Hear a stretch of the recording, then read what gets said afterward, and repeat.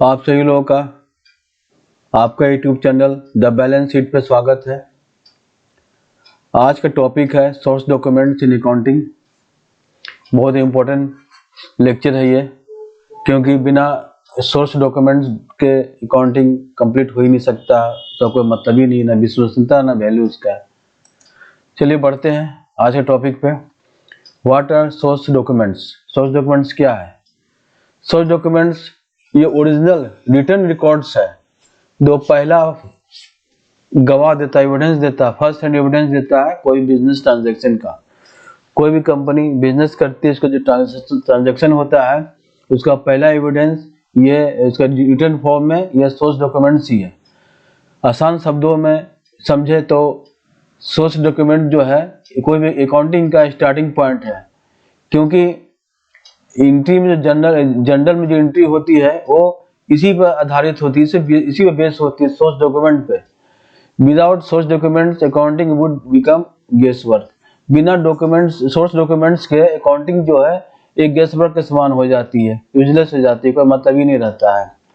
Source documents original documents है जो proof देता है कोई बिजनेस ट्रांजैक्शन हुआ है, उसका प्रूफ देता है, सबूत देता है। और रिकॉर्ड हमारे अकाउंट्स के बुक में रिकॉर्डिंग एंट्रीज का बेसिस बनता है ये सोर्स डॉक्यूमेंट। इसके बगैर रिकॉर्डिंग हो ही नहीं सकती, अकाउंटिंग हो ही नहीं सकती। सोर्स डॉक्यूमेंट्स क्यों इंपॉर्टेंट है? सोर्स डॉक्यूमेंट्स इसलिए इंपॉर्टेंट है कि ये ट्रांजैक्शन का प्रूफ देता है, फ्रॉड और मैनिपुलेशन से रोकता है, ऑडिटिंग या वेरिफिकेशन में मदद करता है, लीगल एविडेंस है ये, कानूनी रूप से ये सबूत है, ये एक्यूरेसी और रिलायबिलिटी इंश्योर करता है। अब इसका गोल्डन रूल है समझने का, no source document no voucher no journal entry. कोई सोर्स डॉक्यूमेंट नहीं है तो कोई वाउचर भी नहीं होगा, कोई जर्नल एंट्री भी नहीं होगी। Major types of source of documents. पहला इनवॉइस बिल। क्या इनवॉइस मीनिंग इसका है, मतलब है invoice issued by the seller to the buyer. एक इनवॉइस जो है सेलर के द्वारा इशू किया जाता है बायर को।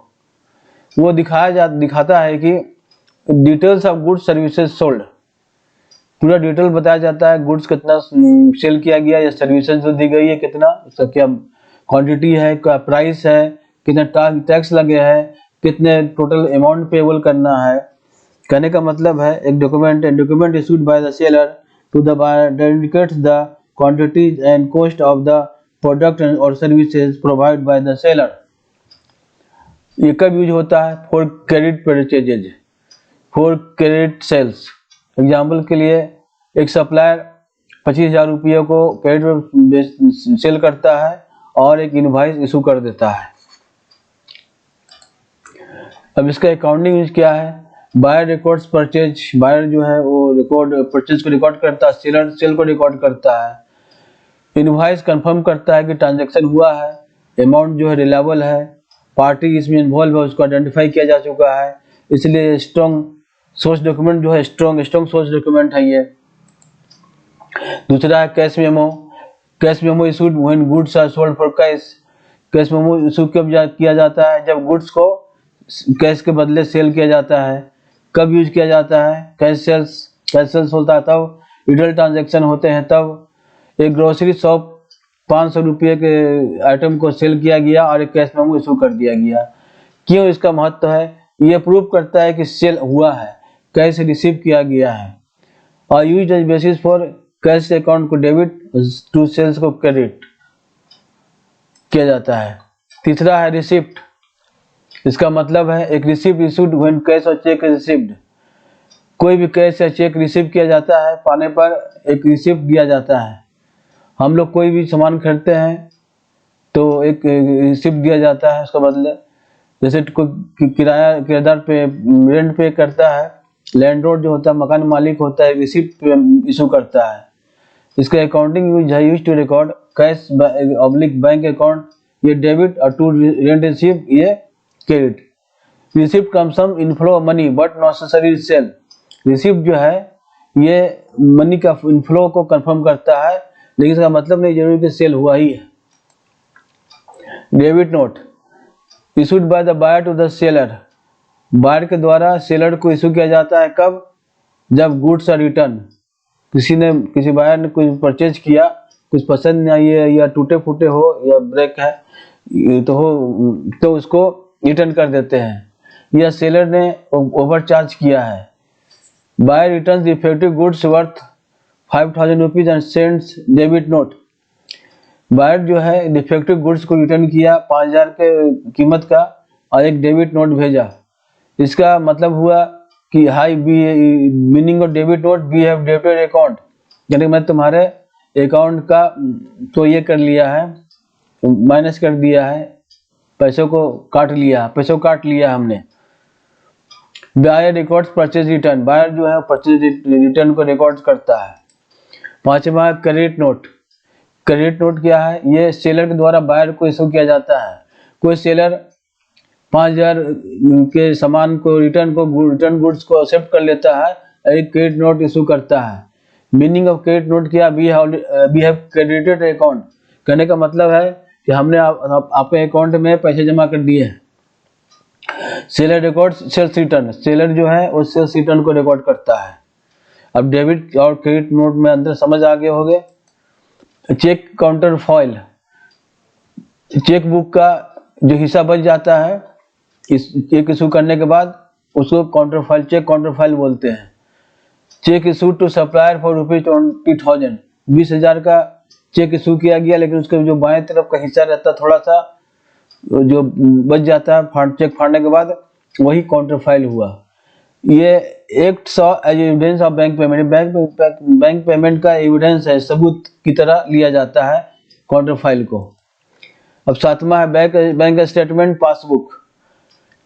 Statement issued by bank showing transaction, bank के द्वारा स्टेटमेंट इशू किया जाता है कि ट्रांजैक्शन उसमें हुआ है। ये किस लिए यूज किया जाता है? डिपॉजिट्स के लिए, विड्रॉवल्स के लिए, बैंक चार्जेस के लिए, इंटरेस्ट के लिए इसका यूज किया है। मदद करता है बैंक ट्रांजैक्शन को रिकॉर्ड करने में, बैंक रिकॉन्सिलिएशन करने के लिए। बैंक रिकॉन्सिलिएशन के बारे में आगे पढ़ेंगे। आगे है आठवां सैलरी स्लिप बेस शीट। कोई भी कंपनी सैलरी देती है या बेच देती है तो उसका स्लिप, उसका शीट तैयार करती है। ये document showing salary paid to employees, अपनी एम्प्लॉई को जो कार्यरत लोग हैं उनको सैलरी पेड करने का डॉक्यूमेंट शो करती है। और जैसे एम्प्लॉई रिसीव किया सैलरी स्लिप शोइंग 30,000 रुपीज, 30,000 का एक सैलरी स्लिप बनाया गया, एम्प्लॉई को दिया गया पैसा 30,000 रुपये वेतन के रूप में। उसका एविडेंस हुआ है सैलरी स्लिप में कि उसे 30,000 रुपया का सैलरी दिया गया। अब यहाँ पर अकाउंटिंग है, इसका use to record salary account debit हुआ, कैश बैंक अकाउंट क्रेडिट हुआ। अब नौमा है परचेज ऑर्डर। ये परचेज ऑर्डर क्या है? Order sent by buyer to seller requesting goods. Order sent by buyer के द्वारा ऑर्डर भेजा जाता है, सेलर को रिक्वेस्ट किया जाता है गुड्स भेजने के लिए। यूज किया है supports purchase transaction, supports purchase transaction हुआ है उसको सपोर्ट करता है। 10वां है goods receipt note, document showing receipt of goods, goods को रिसीव किया गया है, ये डॉक्यूमेंट शो करता है goods receipt notes.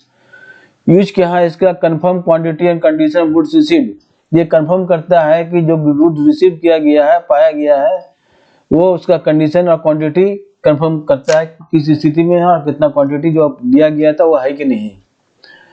Relationship between source documents and accounting records, relationship क्या है सोर्स डॉक्यूमेंट्स और अकाउंटिंग रिकॉर्ड्स के बीच में? ट्रांजैक्शन होते हैं, सोर्स डॉक्यूमेंट में आते हैं, फिर वाउचर बनते हैं, फिर जनरल एंट्री होती है, फिर लेजर बनते हैं।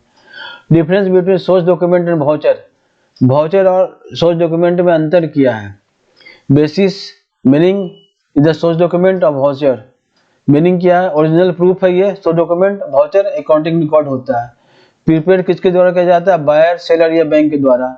वाउचर किया है ये बिजनेस की तरफ से। पर्पस क्या है? एविडेंस है, सोर्स डॉक्यूमेंट जो एविडेंस है और वाउचर ऑथराइज कर देता है उसको।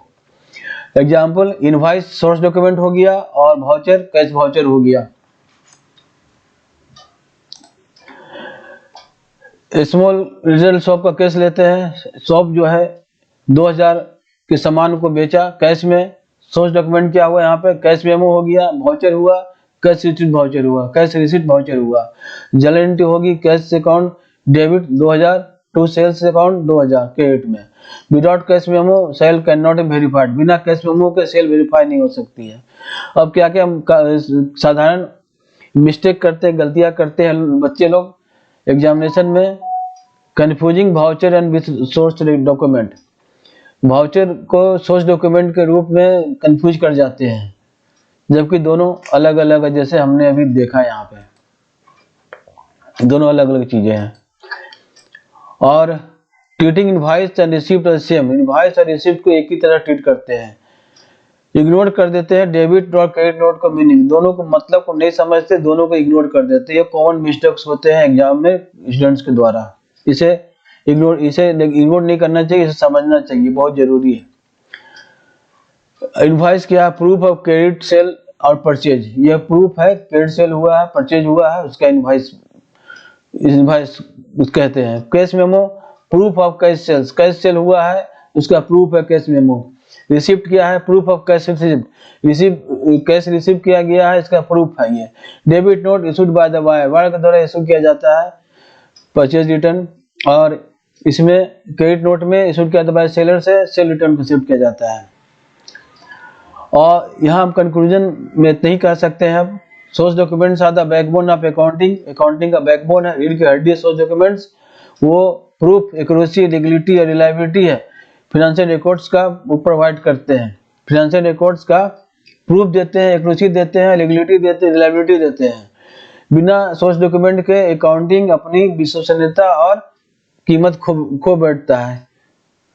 Without source documents accounting would loss it's credibility and value. तो आप लोगों ने देखा कि सोर्स डॉक्यूमेंट्स कितने इंपॉर्टेंट है अकाउंटिंग के लिए, ये स्टार्टिंग पॉइंट है और बैकबोन भी है ये। इसके बगैर रिकॉर्डिंग नहीं हो सकती है, फाइनेंशियल रिकॉर्डिंग नहीं हो सकती, अकाउंटिंग नहीं हो सकती है, और कुछ लेजर जर्नल एंट्री नहीं हो सकती है, बैक और लेजर नहीं बन सकती है। आगे का बात तो कहना ही बेकार है। बाकी के जो है profit sales account, cash flow statement, balance sheet, ये सब और सब नहीं हो सकते हैं तैयार। तो इसे समझना बहुत जरूरी है। आप लोग उम्मीद है इसे समझेंगे, बार बार इसको देखेंगे, वीडियो को रिकॉर्ड करेंगे, नोट करेंगे, तब अच्छी तरह समझने में आएगा। तो आज की वीडियो में इतनी तक, मिलते अगले वीडियो में। हमारे channel YouTube channel the balance sheet को सब्सक्राइब करो, लाइक करो, ज़्यादा शेयर करो और बेल बटन प्रेस करो, ताकि हमारा वीडियो अपलोड होते ही उसका नोटिफिकेशन आप लोग तक पहुंच सके। तो मिलते हैं अगले वीडियो में, तब तक के लिए बाय बाय।